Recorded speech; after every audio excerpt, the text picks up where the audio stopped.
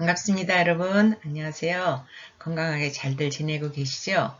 우리가 벌써 12주차 수업을 오늘 시작하게 됐습니다. 시작할 때는 언제 15주까지 다 끝나나 했는데 우리가 벌써 12주 수업을 합니다. 이제 남은 13주까지만 비대면 수업을 하고 14주차는 대면으로 학교에서 여러분들을 뵙게 될 것 같죠? 그리고 15주차는 이제 기말고사를 치면서 이번 학기를 마무리하게 됩니다. 어려운 여건 가운데서도 여러분들 잘 수고해서 여기까지 오신 거 감사드리고요. 마무리를 완벽하게 할 수 있도록 우리 서로 힘을 잘 모아 봅시다. 오늘은 사실 우리가 교재를 보면 12장을 해야 되는데요. 앞으로 수업 일자가 오늘하고 다음 주 2번밖에 안 남았기 때문에 그 뒷부분에 조금 쉽게 이해할 수도 있고 또 앞에는 너무 이론 중심이기 때문에 이 뒤에 가서는 실제 중심인 교사의 자질과 생활지도 상담편 이렇게 남은 2개를 다뤄보도록 하겠습니다. 오늘은 13장 교사의 자질인데요. 이거는 여러분들이 과제로 제출해야 되는 내용하고도 이제 일치하는 부분이니까 혹시 교재를 아직 레포트를 준비 못하신 분들은 이 부분도 참고를 하시면 좋은 과제를 작성하실 수 있을 것 같아요. 그러니까 13장을 잘 보시도록 하세요. 다뤄야 될 내용은 유능한 교사가 가지고 있는 행동적 특성은 뭘까? 그리고 교사에게 전문성이라는 것은 어떤 것이고 효능감이 가지고 있는 그런 또 학습에서의 역할 이런 것 교사가 학습자를 대상으로 기대를 가졌을 때 나타날 수 있는 긍정적인 효과와 부정적인 효과 이런 내용을 공부하도록 하겠습니다. 여러분들 교재는 326페이지가 되겠습니다. 그 맨 위에 보시면 교육의 질은 교사의 질 그 이상도 그 이하도 아니다 라고 이런 유명한 말이 있습니다. 그러니까 우리가 교육이라는 것을 진행하는데 선생님이 어떤 사람이고 얼마나 준비되어 있느냐에 따라서 그 교육의 질이 결정된다는 말을 이렇게 얘기했습니다. 가르친다, 교육이다 라는 말은 다양한 능력을 요구하는 복합적 활동이다 그랬습니다. 그러니까 단순히 지식을 가리키는 것으로 끝나는 것이 아니고 학생들의 그런 심리적이고 정서적인 부분에 대한 배려 그리고 학생과 수업에 대한 관리를 통해서 이것을 전문성을 갖추고 학생들을 지도하는 능력이 함께 있어야 좋은 교사다. 가르친다는 것은 지식의 전달뿐만 아니라 학생들 삶의 전반적인 것을 잘 통제하고 가르칠 수 있는 바른 방향으로 지도할 수 있는 전체를 통합해서 사고하는 것을 가르친다, 수업이다 이렇게 얘기한다는 겁니다. 교사가 가진 특성은 자신이 수행하는 다양한 교수 활동과 관계된 것뿐만 아니라 학생의 지식, 인성, 행동 등에도 영향력을 미치죠. 왜냐하면 학생들은 선생님을 보고 많은 것을 이제 롤 모델로 삼아서 배우는 경우가 많기 때문에 선생님들이 그런 강력한 영향력을 미치는 존재라는 거죠.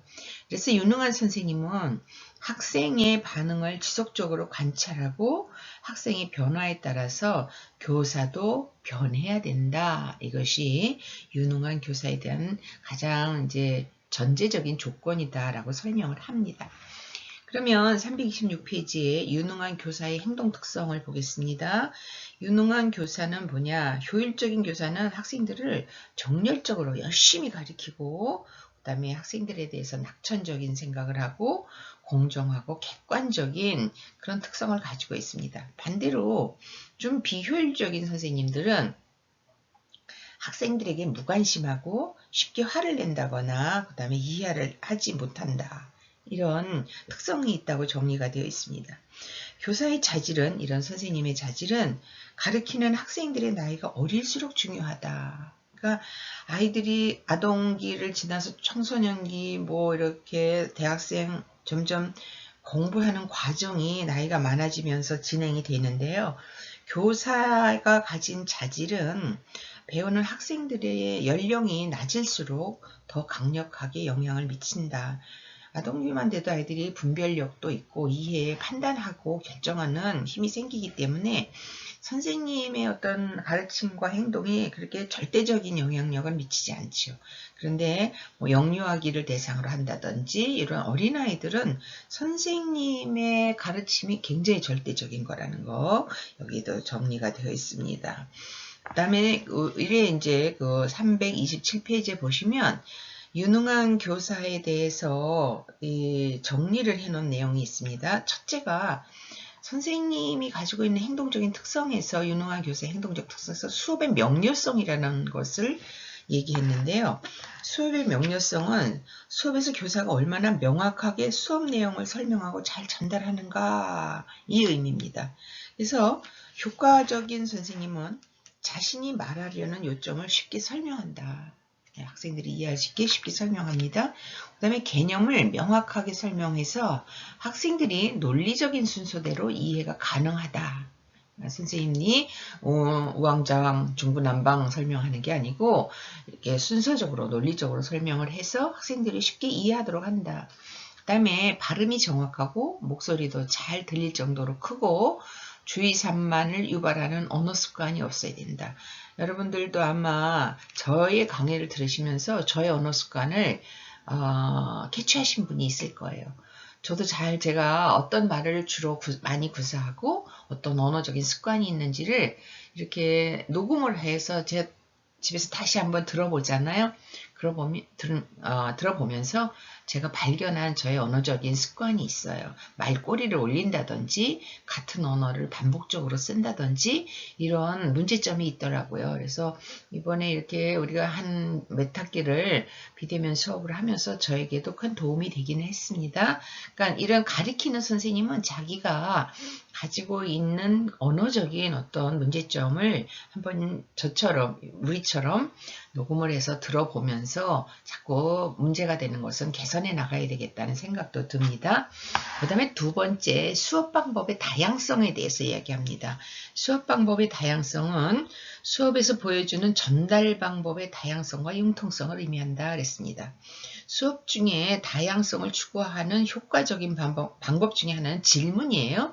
그러니까 학생들이 내가 전달하고 얘기하는 거를 제대로 이해하고 있는지, 거기에 어떤 흥미를 느끼고 있는지, 뭐 관심은 어느 정도인지 반응을 봐야 되기 때문에 제일 좋은 방법은 질문을 하는 건데, 선생님들은 지금 저하고 비대면 수업을 하기 때문에 일방적인 수업을 들어서 이 수업의 다양성을 추구하는데 첫 번째인 질문을 할 수가 없어요. 이런 아쉬움이 있고, 그 다음에 다양한 형태의 질문을 사용하는 것뿐만 아니라 수업의 진행 속도, 순서와 잘 통합하면 수업 방법의 다양성이 효과적으로 나타나게 된다. 이렇게 얘기했습니다. 그러니까 특히 아이들이 어린 경우, 이제 학생들의 연령대가 낮은 경우에는 학습 자료라든지 교수 매체 전시물, 수업 공간 등을 효과적으로 활용하는 것이 좋다 그랬습니다. 그러니까 교실에서만 교재만 가지고 이렇게 하는 것보다는 뭔가 시청각 자료도 활용하고 그다음에 교실 밖에 나가서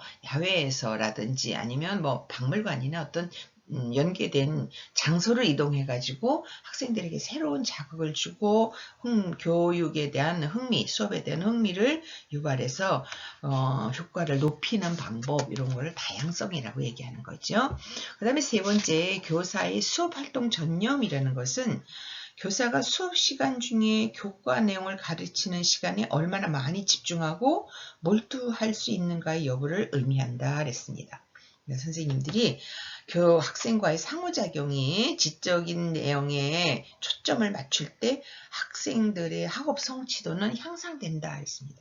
그러니까 선생님이 뭐 개인적인 어떤 사담을 얘기하는 것보다는 오늘 수업하고자 하는 그 내용에 초점을 맞춰서 수업을 진행할 때 학생들의 수업 성취도는 향상이 된다. 이렇게 얘기하고 있고요. 네 번째, 학습 과정에 있어 학생의 적극적인 참여를 또 유도한다. 학생이 교과를 학습하는데 얼마나 많은 시간을 몰두하는가의 정도를 의미하는 거죠. 학생이 학습에 능동적으로 참여하는 시간, 이거를 말합니다. 그 다음에 5번째가 학생의 학습 성공률이라는 게 있는데 학생이 수업 내용을 얼마나 잘 이해하고 연습을 성공적으로 완수했는가의 정도를 나타내는 것을 학생의 학습 성공률이라고 합니다. 그러니까 유능한 교사로 평가되기 위해서는 이런 5가지 정도의 기본 개념이 잘 준비되어 있을 때에 유능한 교사로 평가가 될 수 있다. 이렇게 정리해서 이야기를 해놨습니다. 그 다음에 333페이지에 보시면 이제 교사의 전문성에 대해서 나옵니다. 교사는 고도의 지식으로 그 다음에 여러 가지 기술과 그다음에 학생들의 심리적인 거 모든 것을 다 이렇게 공부하고 준비해서 지식의 전달뿐만 아니라 학생들이 그런 바람직한 인성 발달까지도 효율적으로 지도하는 것이 교사의 필수 능력이라고 그랬습니다. 셜먼은 교사의 전문성이라는 것의 하위 요소로 지식, 신념, 기술 3가지 요소를 이제 정리해서 얘기를 했는데요. 그게 여러분들 교재에는 334페이지부터 있습니다. 셜먼이 말한 교사의 전문성의 하위 요소 3가지를 보겠습니다. 첫 번째, 교사 전문성의 지식 요소. 첫 번째, 여기 PPT에는 없습니다. 교재 334페이지를 보시면 교사 전문성의 지식 요소 중 첫 번째 수업 지도는 학생들에게 수업을 지도하는 것은 교육 활동의 핵심이에요. 선생님이 아무리 인성이 좋고 뭐 학생들과 소통을 잘하고 이해의 폭이 넓고 그래도 그거보다 더 중요한 것은 교육 활동이에요. 가르치는 거예요. 지식을 전달하는 거예요. 그래서 첫 번째 제일 중요한 것은 교육 활동의 핵심인 지식의 전달인데 효과적인 수업 지도를 위해서 교사는 수업 내용과 관련된 전공 지식 및 주변 지식을 충분히 갖고 있어야 됩니다. 또 수업 내용을 효과적으로 전달하기 위해서는 내용에 적합한 교수 방법이 준비되어 있어야 됩니다. 교수 방법이란 뭐냐면 교사 개인에게 어떤 일종의 기술이에요. 교사 체계화된 일종의 기술. 그러니까 선생님이 몸에 익히고 있어서 학생들에게 내가 아는 것을 전달하는 기술을 교수 방법이라고 한다는 거예요. 그러니까 아는 것도 중요하지만 그 다음에 2번째는 이것을 내가 아는 것을 학생들에게 어떻게 이해할 수 있도록 쉽게 전달하느냐, 전달 능력까지도 전문성의 지식이라고 평가를 하고 있습니다. 그 다음에 2번째는 교사 전문성의 신념인데요. 신념 요소에는 교사의 가치관, 인성, 태도, 교직, 적성, 소명의식 등이 포함됩니다. 그러니까 선생님이 내가 교직에 종사하면서 교사에 대해서 가지고 있는 가치관이라든지 교사가 기본적으로 가지고 있는 인성이나 삶의 태도, 그 다음에 내가 얼마나 이 교사로서 적성이 잘 맞느냐, 이 일을 얼마나 잘 수행할 수 있는 능력을 갖추고 있느냐, 그 다음에 어떤 사명감을 가지고 이 일에 종사하느냐, 이런 것이 신념에 들어간다는 거죠. 교사가 어떤 신념을 갖고 있는가는 학생의 학습과 정서에 직접적인 영향을 주고 교수 행위에도 영향을 미칩니다. 그러니까 교사가 개인적으로 건전한 일품과 신체적, 정신적으로 건강해야 되는데 교사는 교육 현장에서 긍정적인 정서를 경험하기도 하고 부정적 정서를 경험하기도 하죠. 그러니까 가르치고 내가 교직을 수행하면서 그거를 너무 행복해하고 보람을 느끼면서 의미를 찾고 이런 긍정적인 정서와 스트레스, 무슨 내가 이거 학생을 지도하거나 가르치는 거에 어떤 부정적인 정서도 동시에 느끼는 것이 교직이라는 거고, 이 직무 스트레스로 인한 심리적 소진도 굉장히 큰 것이 교직입니다. 교사라는 직무예요. 그래서 교사가 이런 신념적인 요소가 없이는 전문성을 발휘할 수 없다. 2번째 얘기입니다. 3번째는 교사 전문성의 기술 요소에는 수업 실행, 학급 경영, 학생 상담, 자료 개발 능력 등이 포함됩니다. 그러니까 공부를 학생들에게 지식을 가르치는 것 외에 선생님들이 또 부가적으로 할 수 있는 게 해야 되는 게 뭐가 있냐면 학급을 운영해야 되고 학생 상담도 해야 되고 학습 자료도 개발해야 되고 이런 그다음에 평가도 해야 되고 이런 많은 부대 업무가 있습니다. 그래서 교사의 전문성 기술 요소의 3번째는 기술 요소로 들어가는데 이런 것이 바로 그 3번째 기술 요소로 볼 수 있습니다. 그러니까 여러분들이 셜먼이 말한 교사 전문성의 하위 요소 3개는 지식, 기술, 신념 이렇게 3가지다라고 이해를 하시면 될 것 같습니다. 그 다음에 여기 그게 있습니다. 표로 여러분들이 훨씬 더 쉽게 이해할 수 있어요. 교사의 전문성에는 지식, 기술, 신념이 있는데 지식에는 수업에 관련된 지식, 그 다음에 수업 방법, 교수법이라고 그랬죠. 수업 방법에 대한 지식, 학습자가 지금 이 단계가 연령대나 어떤 지적 능력이나 이 아이들의 발달 단계에서 내가 가리키는 것을 이해할 수 있느냐라는 학습자 발달에 대해서 이해를 해야 되고요. 교직과 관련된 문제 해결 능력을 또 갖추고 있는 것이 지식에 들어갑니다. 그 다음에 기술은 아까 말한 수업을 실행하는 거, 그 다음에 학급을 경영하는 거, 학교 행정 업무 처리하는 거 등등 그 외에 뭐가 있어요? 학생 상담이라든지 자기 개발 능력이라든지 이런 평가라든지 여기 다 기술에 들어가는 거죠. 그다음에 신념은 선생님이 교육에 대해서 가지고 있는 가치관, 선생님의 인성 및 태도, 교직 소명 의식, 또 뭐 있습니까? 적성 이런 것이 다 신념에 들어간다. 앞에서 설명한 게 이렇게 표로 쉽게 이해할 수 있게 표로 그려놨습니다. 그 다음에 기타 교사 전문성의 기준을 미국 교사 전문성 기준 국가위원회라는 것에서 보면 교사에게 기대하는 태도는 뭐냐? 전담 교과목에 대한 지식과 교수법에 대한 지식을 필요로 합니다. 내가 만약에 영어 선생님이면 영어에 대해서 완벽하게 아이들에게 가르치는 내용에 대해서 알고 있고 그 방법을 잘 파악하고 있어서 학생들에게 효율적으로 전달을 해야 된다. 그 다음에 학습에 대한 이해를 해야 되고 실무 경험이 필요합니다. 학습 공동체 구성원으로서 협력적 역할을 해야 된다. 이게 미국 교사 전문성 기준 국가위원회에서 말한 교사에게 기대하는 태도인데요. 전문성을 갖춘 교사가 되기 위해서는 여기 이걸 다시 정리를 한 겁니다.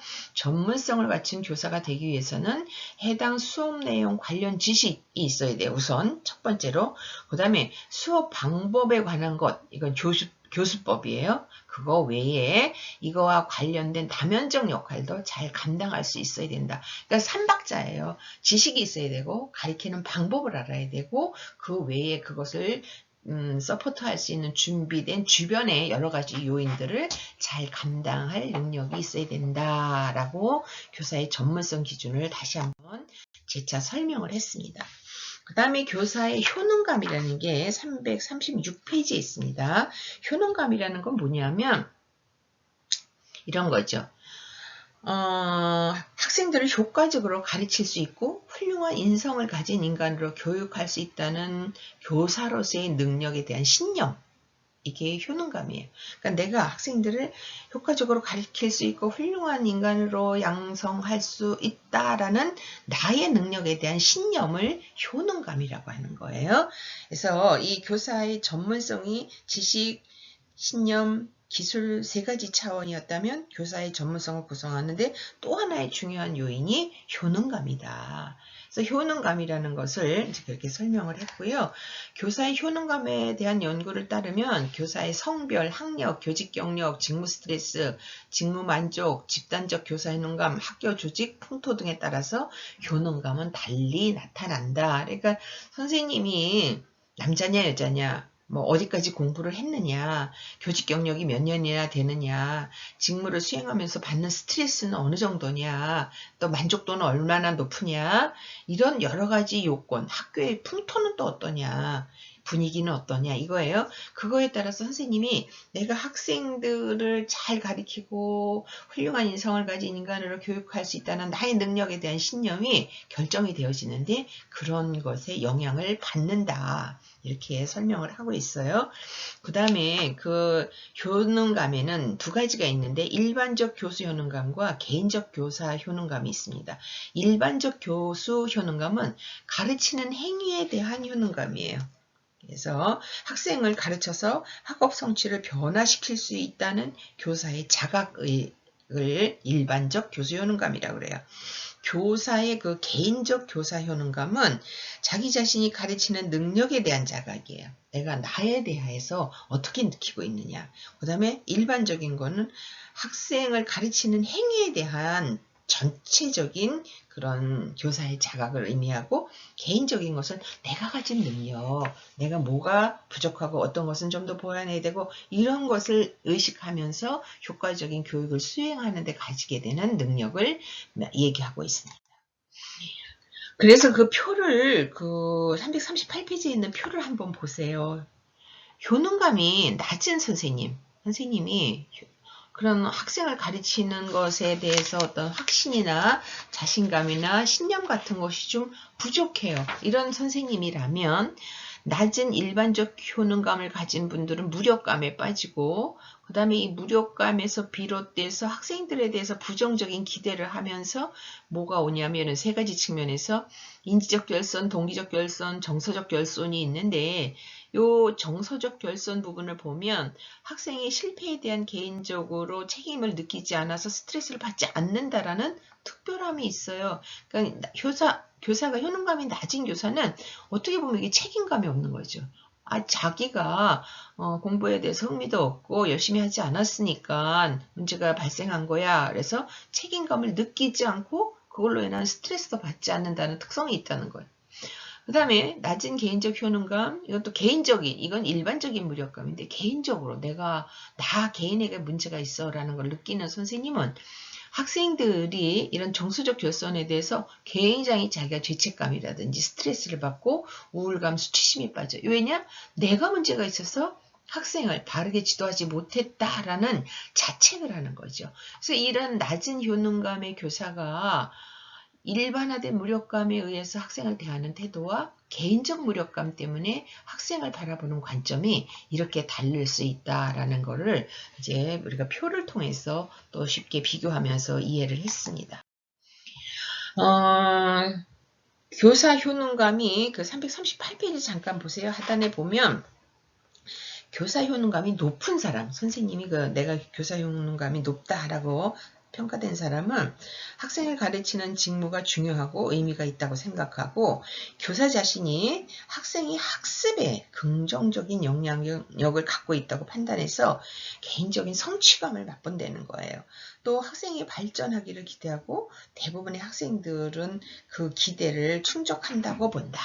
그래서 선생님이 효능감이 높으면 학업에 대해서 책임감도 느껴서 학생에게 도움이 되는 방법을 열심히 찾아서 목표도 설정하고 학생들을 잘 지도한다는 거죠.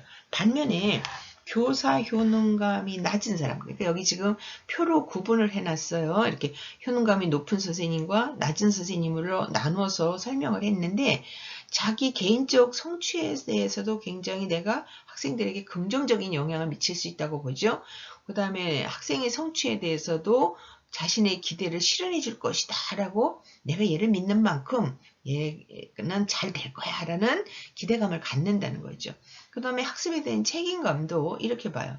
학습의 정도를 아는 것이 자신의 책임이며 학생의 실패를 자신의 책임이라고 생각하기보다 도움이 될 만한 방법으로 자신의 교수 기설을 검토한다. 그러니까 자책하고 미안해하고 내가 정말 학생을 잘못 지도했나 라는 어떤 좌절 우울감에 빠지는 게 아니라 긍정적으로 학생에게 도움이 될 방법을 찾아내는 거죠. 그래서 지도를 한다. 여러분들 이렇게 비교를 해서 보시면 효능감이 높은 교사에게서 나타나는 특징과 효능감이 낮은 교사에게서 나타나는 특징을 비교해서 볼 수 있어요. 이거는 애쉬톤이라는 사람이 1984년도에 연구한 자료인데요.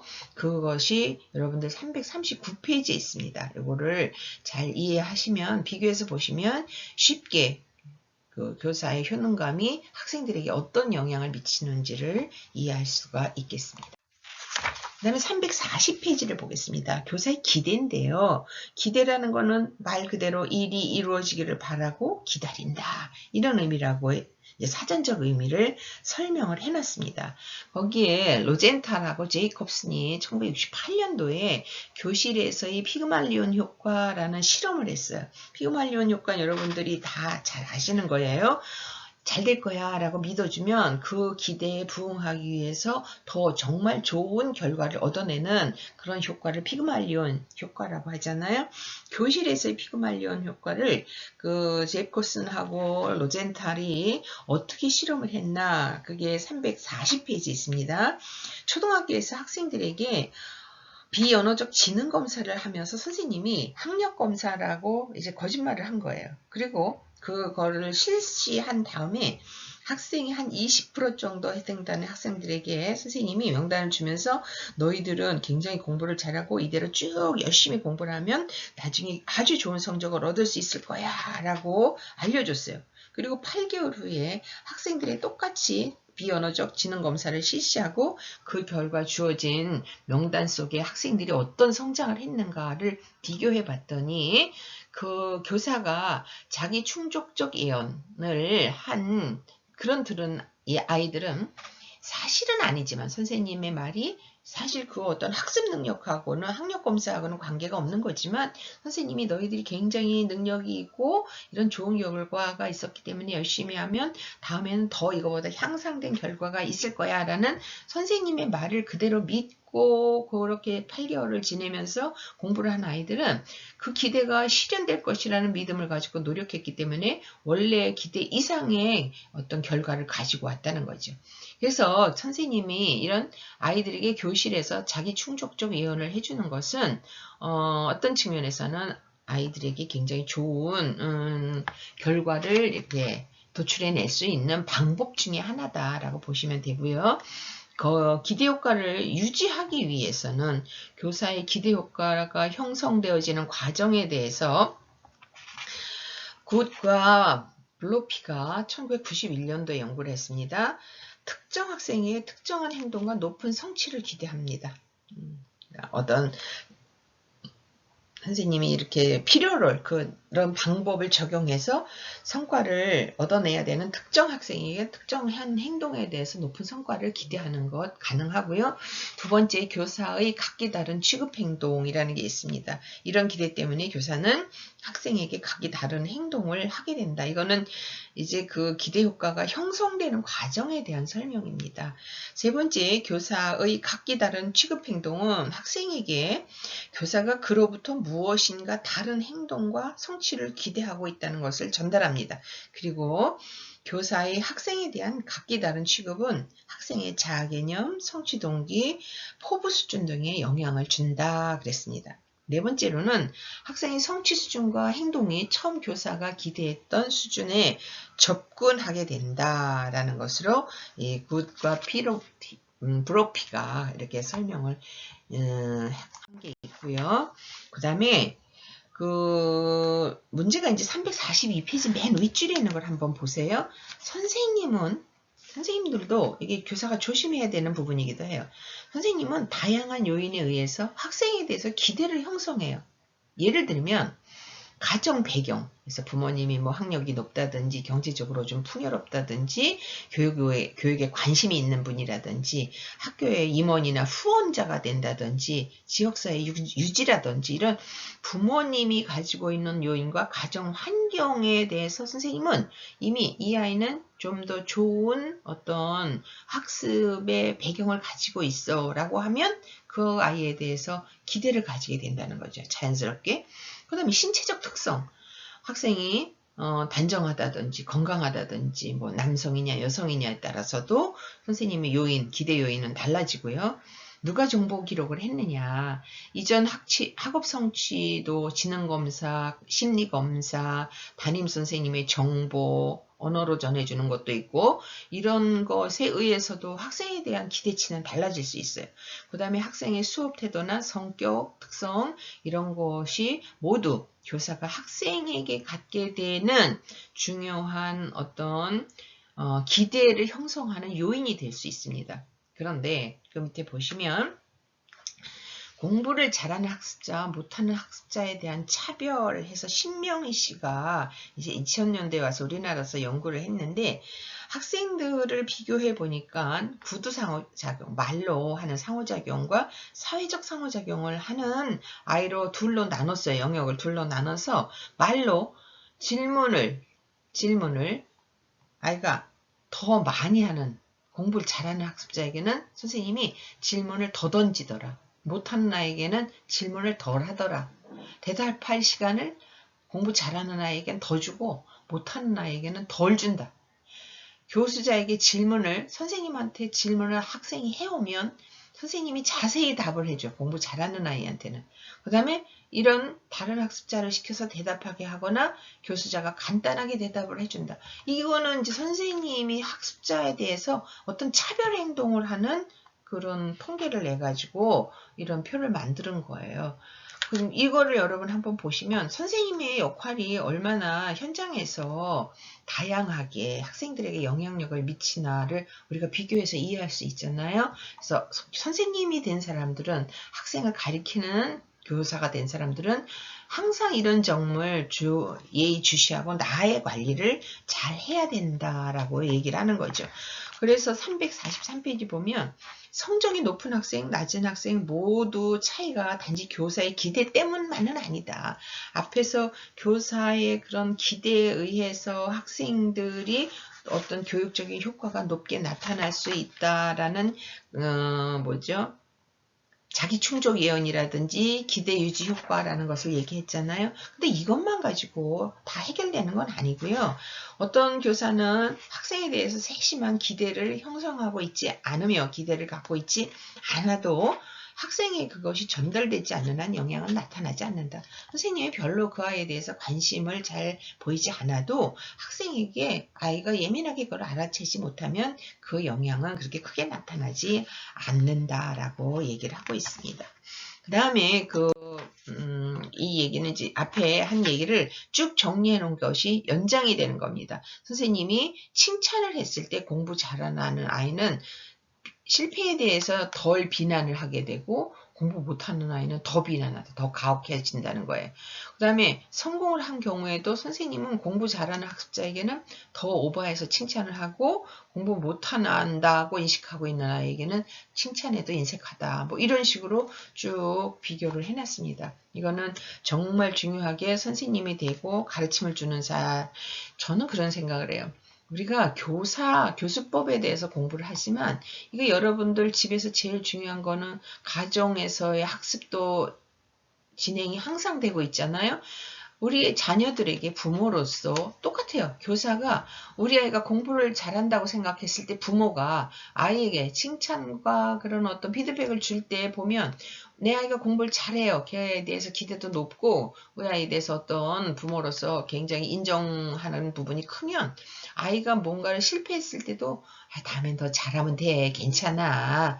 뭐 한 번 사람이 그럴 수 있지. 이렇게 너그러워져요. 그런데 우리 애가 공부도 참 열심히 안 하고 별로 결과도 좋지 않고 뭐 별로 자랑스럽지도 않고 이런 학습에 대해서 내가 항상 불만족한 그런 태도를 아이가 유지하고 있다.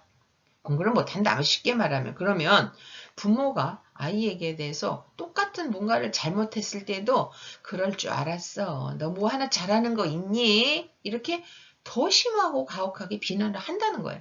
결국 우리가 여기서 굳이 꼭 선생님이라는 걸로 고정시켜서 이해할 것이 아니고 내가 부모로서 우리 자녀를 대하는 태도가 굉장히 일치하는 게 많아요. 그런 것을 여기서 한번 잘 비교를 해 보시면서 자기 반성도 하시고 앞으로 우리 아이들을 대하는 부모로서의 나의 태도를 수정할 부분은 뭐가 있나 한번 보시는 것도 도움이 될 것 같습니다.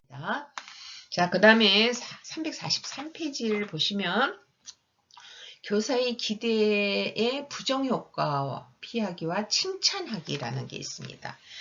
교사가 학생에게 낮은 기대를 가지면 그 기대가 부정적 영향을 미치기 때문에 결국 학생이 어떤 기대도 형성해서는 안 되는 것인가?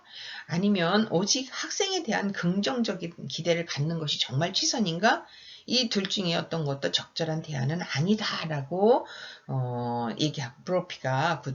브로피가 얘기를 하고 있습니다.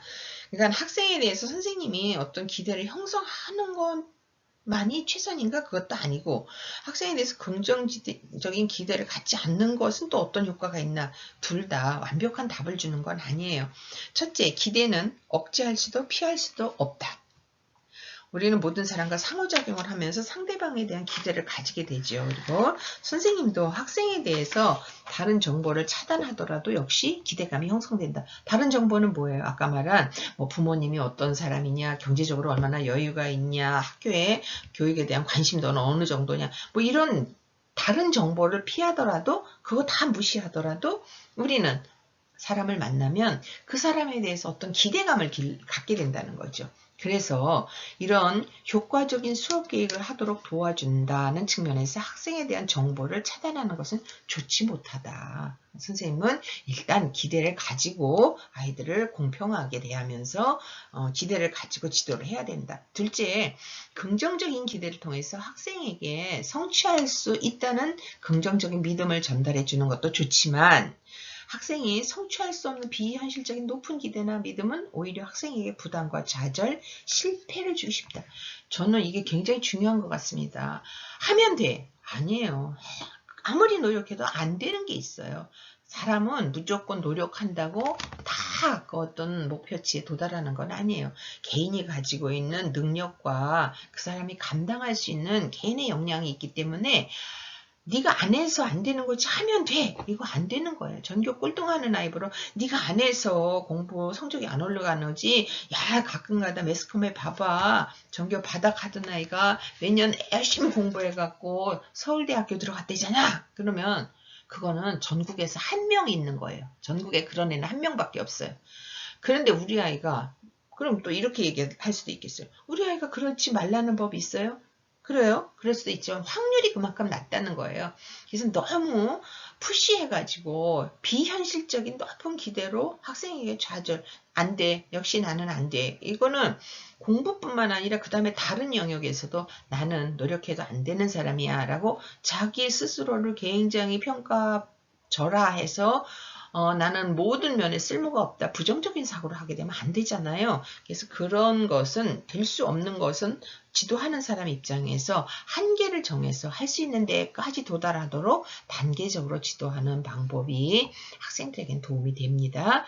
그 다음에 이거는 여러분들 표를 한번 잘 주시해서 보시면 알 수 있습니다. 344페이지에 있는데요.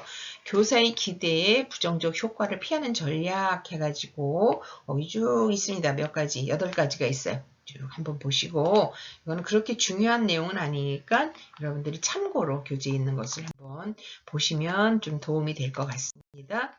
그 다음에 효과적인 칭찬, 비효율적인 칭찬 이게 있습니다. 교사는 아니면 또 부모는 일반적으로 칭찬에 대해서도 한번 생각을 해봐야 됩니다. 우리는 보통 그런 얘기를 많이 들었어요. 뭐 칭찬은 고래도 춤추게 한다 이런 책 베스트셀러도 있었고 그래서 칭찬이 무조건 좋은 건지 알고 칭찬을 남발하는 측면이 있는데 꼭 그런 건 아니다. 칭찬을 많이 해주면 좋을 것이라고 생각하는데 꼭 그런 건 아니고 효율적이고 적절한 칭찬을 해야지 마구 남발을 한다고 해서 모든 것이 좋은 쪽으로 긍정적인 효과로만 나타나는 건 아니라고 했습니다. 그래서 그 책에 보면 이렇게 정리를 해놨죠. 효율적인 칭찬을 했을 때, 칭찬을 할 경우가 생겼을 때만 칭찬한다. 아무 때나 그냥 생각 없이 하는 게 아니라는 거예요.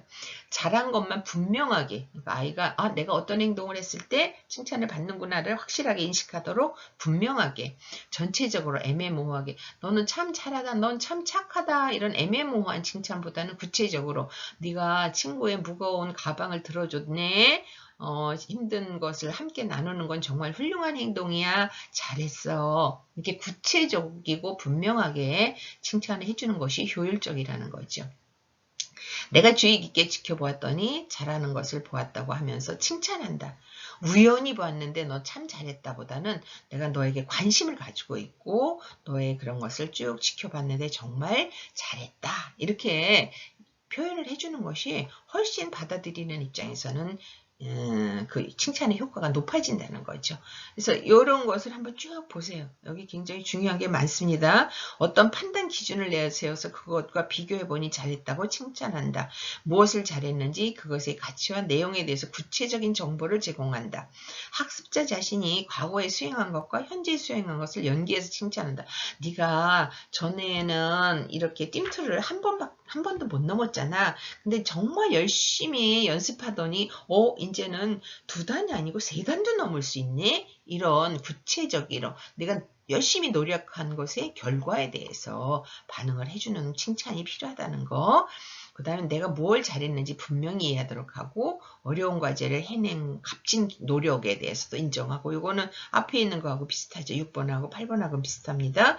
성공 요인을 학습자의 노력과 능력으로 원인이 네가 그렇게 열심히 그것이 원인이 되어서 이런 결과가 있잖니? 라고 긴 원인과 결과에 대해서 비교해서 칭찬하는 것이 필요하다.